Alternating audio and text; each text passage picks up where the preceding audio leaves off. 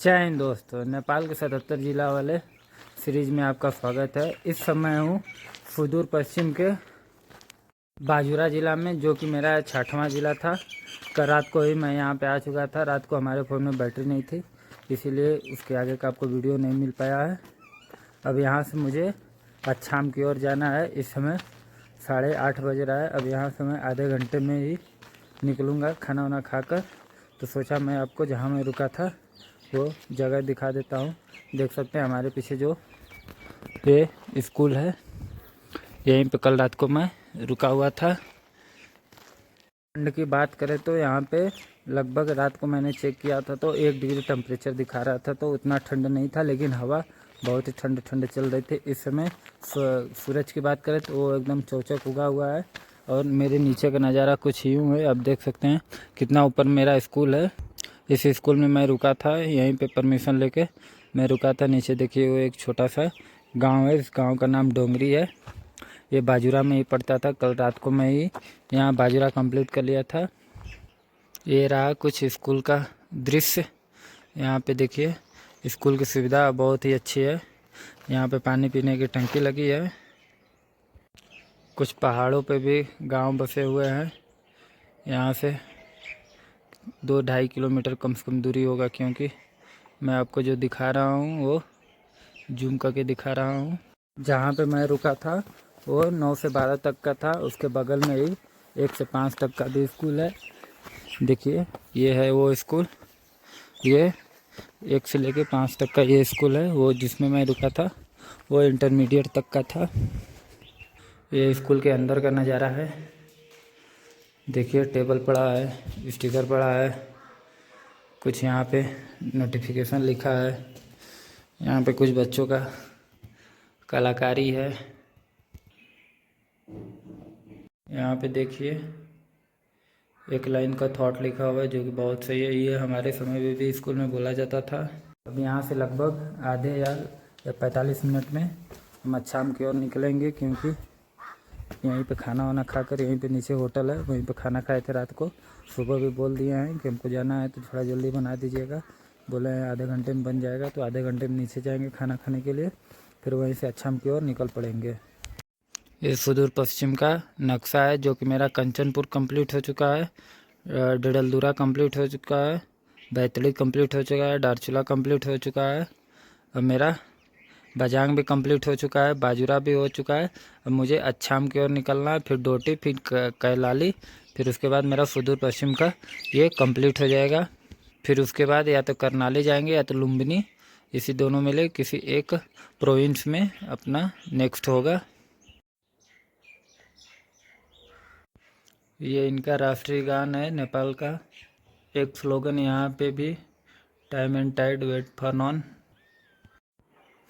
यहाँ पे देखिए एक स्मार्ट क्लास भी है, जो कि प्रोजेक्टर लगा है, सामने बोर्ड है, इसमें भी पढ़ाई होता है।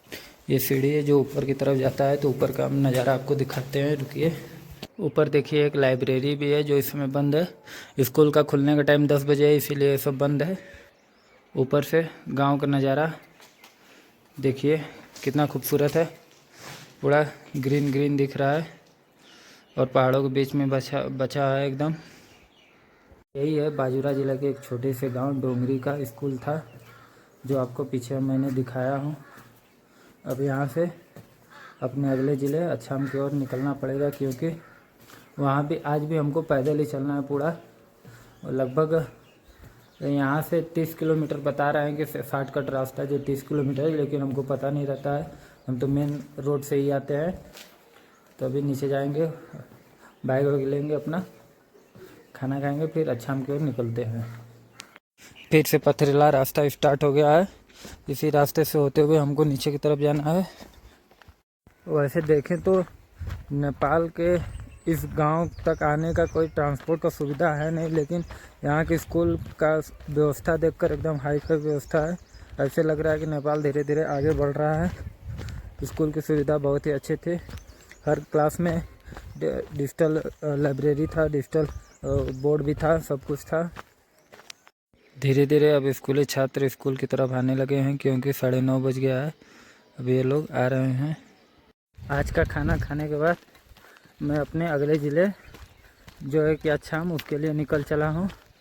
आज का खाना खाकर बहुत आनंद किया, क्योंकि एक कटोरी दही मिल गया था और साथ में दाल चावल सब्जी साग अचार, इतना चीज़ खाने के बाद मैं निकल गया हूँ। खाने के बाद चलने का इच्छा नहीं कर रहा है, लेकिन चलना पड़ेगा।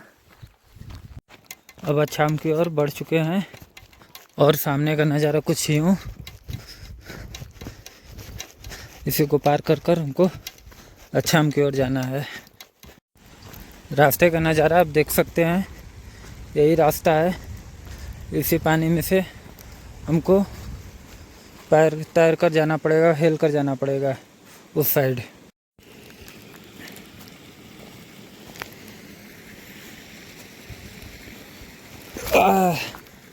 थोड़ा भी पैर इधर उधर हुआ तो सीधे पानी में चले जाएंगे।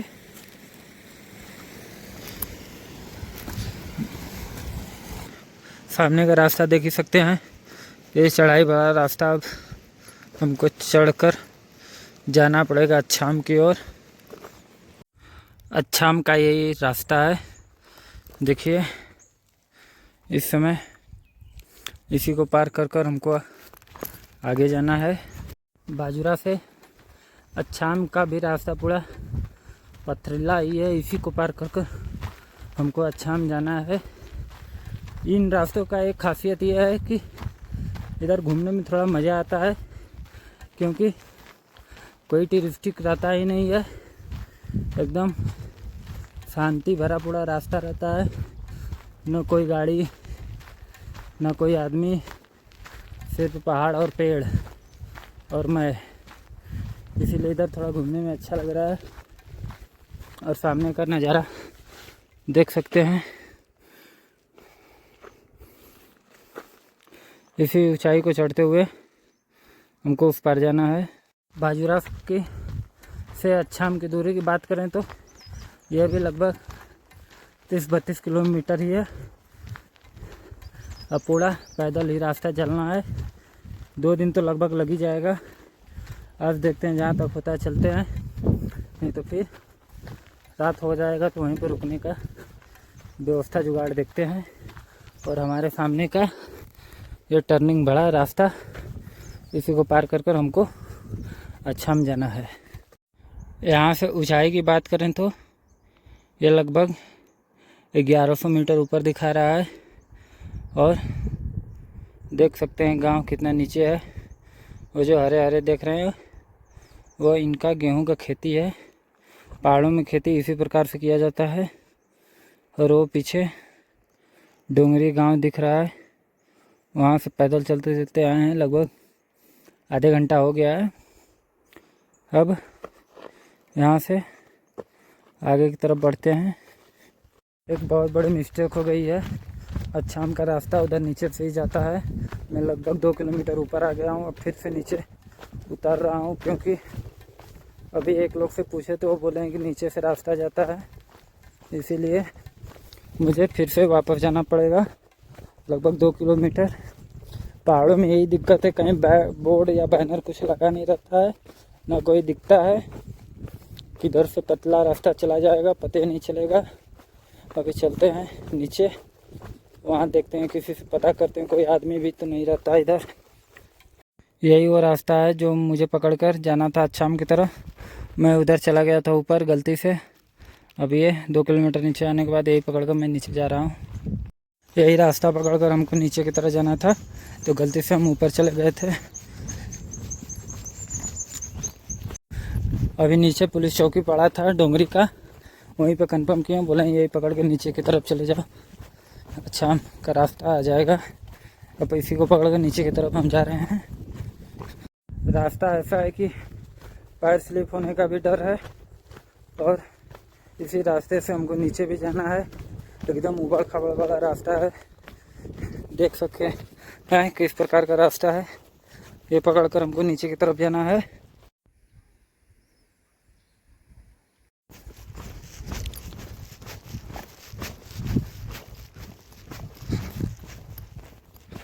इसी रास्ते से हमको नीचे जाना है। 1000 मीटर ऊपर थे लगभग, अब वो 1000 मीटर नीचे उतर कर आना पड़ेगा, तभी रास्ता दिखेगा नीचे अच्छाम की ओर जाने के लिए। करीब 1 से 1.5 किलोमीटर नीचे उतरने के बाद 10 मिनट का ब्रेक ले रहा हूँ, क्योंकि नीचे उतरने पे पैर एकदम भर सा जा रहा है और रास्ते एकदम उसी तरह के हैं, पूरा उबड़ खाबड़। यहाँ पे एक चीज़ फ़ायदा है कि पानी ख़रीदना नहीं पड़ रहा है, कहीं से भी आप पानी पी सकते हैं, क्योंकि ये ऊपर से आ रहा है, एकदम अच्छा पानी है। इसी पानी का यूज मैं 3-4 दिन से कर रहा हूँ, कोई दिक्कत नहीं हो रहा है। 10 मिनट के ब्रेक के बाद फिर से चल दिए हैं अच्छाम की ओर, क्योंकि ज़्यादा रुकेंगे तो चलने में भी दिक्कत होगा और पहुँच भी नहीं पाएंगे। सोच रहे हैं जितना हो सके आज ज़्यादा से ज़्यादा चलकर रास्ता कंप्लीट करें। और ये देखिए नीचे का एक छोटा सा गांव, लोगों का घर, खेती और जानवर। देखिए गांव के पहाड़ों के बीच में गांव बसा है, ये एक छोटा सा, इसी को पार करते हुए हमको अच्छाम जाना है। किसी ने पहाड़ों पे देखिए आग लगा दी है, कुछ चुतियापा लोग इधर भी कर बैठते हैं, और गांव की खूबसूरती आप देख सकते हैं। रास्ता का कुछ यूँ हाल देखिए।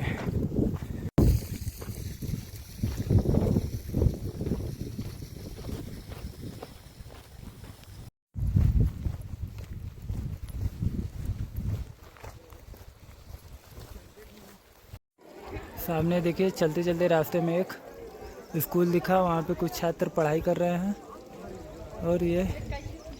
और सामने का रास्ता ये देख रहे हैं, यही है नेपाल। रास्तों में कुछ दुकानें पड़ी हैं, अभी लगभग आधी दुकानें बंद है, कुछ दुकानें खुली हुई हैं, क्योंकि टाइम हो गया बहुत ज़्यादा, इसीलिए। इसी रास्ते को चढ़ते हुए मुझे अच्छाम की ओर जाना है। 1 घंटा पैदल चलने के बाद यहाँ पे फिर से बैठ गए हैं, क्योंकि आज धूप ही इतना तेज़ है कि पैदल ज़्यादा चला जा रहा नहीं है। सुबह से लगभग हमको 6 से 7 किलोमीटर पैदल चले हैं, थकावट शुरू हो गया है। और ये रास्ता कोई नॉर्मल रास्ता नहीं है कि प्लेन है एकदम पैदल चलते रहे, ये कभी एकदम नीचे जा रहा है तो कभी ऊपर जा रहा है, ऐसा ही रास्ता पूरा एकदम है पथरीला। गाड़ी तो एक भी नहीं चल रहा है, गाड़ी इस पर चलता ही नहीं है, और आदमी कहीं का इक्का दुक्का अपना गाय या भैंस चराते हुए दिख रहे हैं। और ये देखिए यह है गाँव, इसी गांव के पास में बैठे हैं 10 मिनट के लिए, फिर उसके बाद आगे की तरफ बढ़ेंगे। 10 मिनट बैठने के बाद फिर से निकल पड़े हैं। चलने में कोई दिक्कत हो नहीं रहा है, लेकिन दिक्कत ज़्यादा है ये बैग लेकर चलने में। कम से कम आगे 10 किलो है, पीछे 25 किलो वज़न होगा।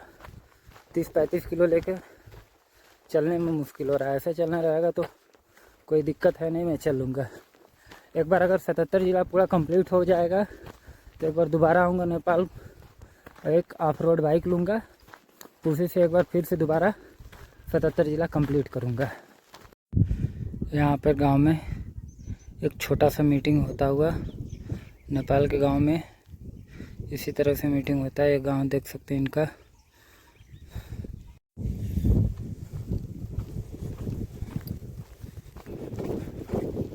इसी रास्ते से होते हुए हमको जाना है नीचे की तरफ। करीब 9-9.5 किलोमीटर पैदल चलने के बाद यहाँ पे 10 मिनट का छोटा सा ब्रेक लिए हैं। अब इसके आगे हमारे कुछ यूँ नज़ारा है, आप देख सकते हैं। अभी यहाँ से हिमालय नज़दीक दिखता हुआ, अब यही सीधे रास्ता नीचे बाजुरा की तरफ जाता है, इसी से हमको जाना है। बाजुरा नहीं, अच्छाम जाता है, ये तो हम बाजुरा में हैं ही।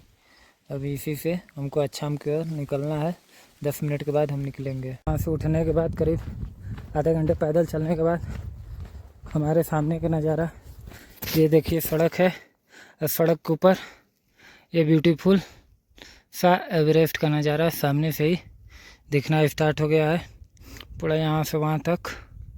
और सामने वो एक लाल फूल, कितना खूबसूरत सा नज़ारा है ये।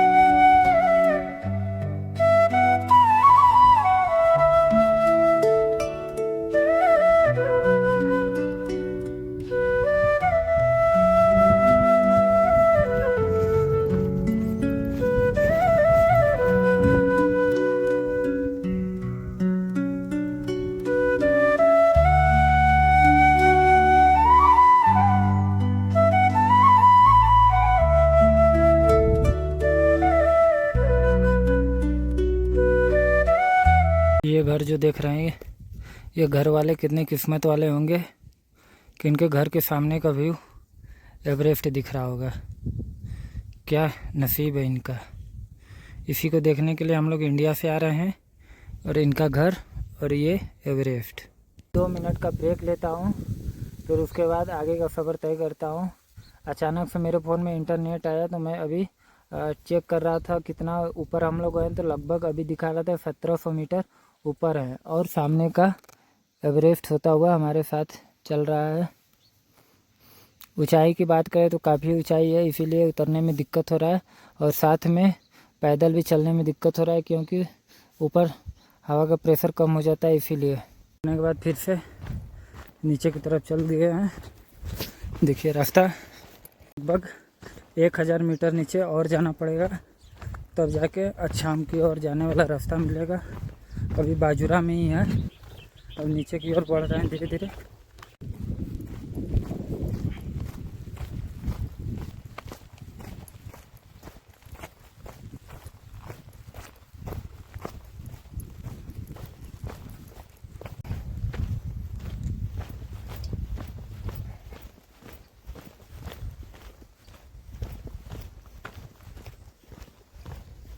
चलते चलते बीच रास्ते में कुछ पेड़ों का झुंड दिखा, कितना खूबसूरत नज़ारा है।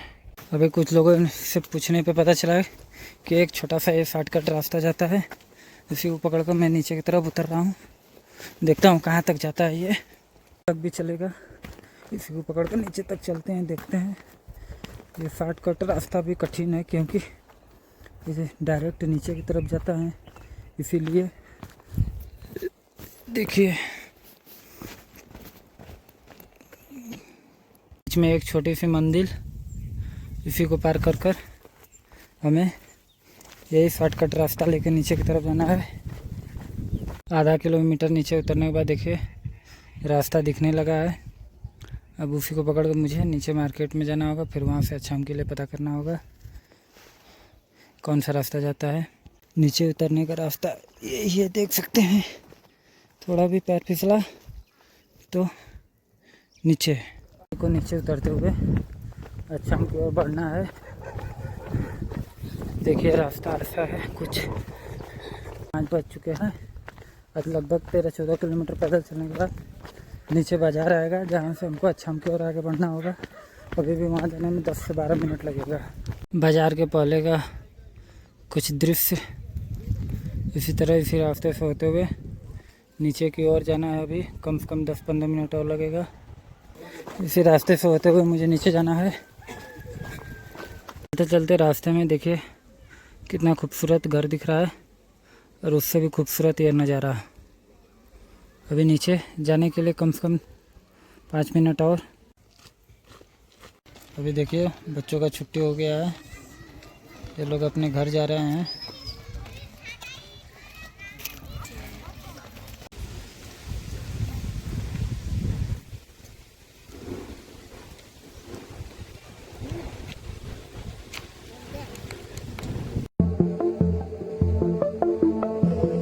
देखिए एक मेरा मित्र आके मेरे सामने बैठ गया है और हमारे सामने का नज़ारा का मज़ा ले रहा है।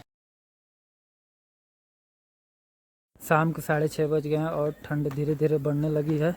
मार्केट में आ गए हैं, अब रहने का जुगाड़ देखते हैं। तो अभी शायद एक थे गांव पालिका में काम करते थे, तो उन्होंने बोला कि ठीक है, अगर आपको दिक्कत हो रहा है तो मैं ऑफिस में आपको रुकवा देता हूँ। और ये देखिए वही गांव पालिका है जहाँ मुझे रुकना है, यहीं पे।